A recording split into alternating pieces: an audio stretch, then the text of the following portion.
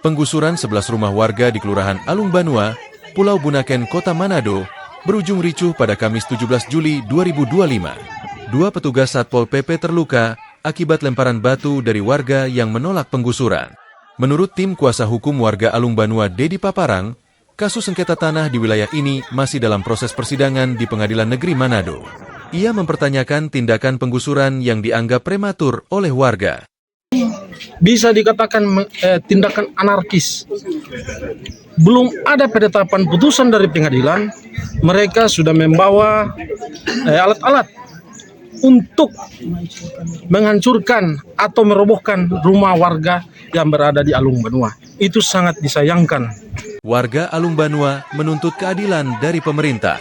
Mereka menyebut penggusuran dilakukan dengan alasan rumah mereka tidak memiliki izin mendirikan bangunan atau IMB. Namun, warga mempertanyakan mengapa rumah lain di wilayah yang sama, yang juga tidak memiliki IMB, tidak turut digusur.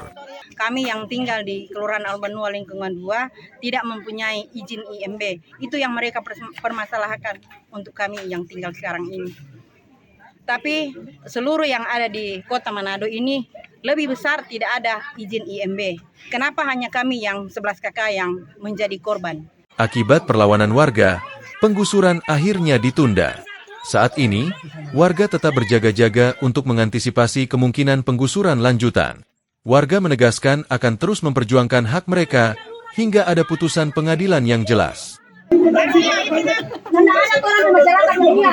Pemerintah di sini ada orang.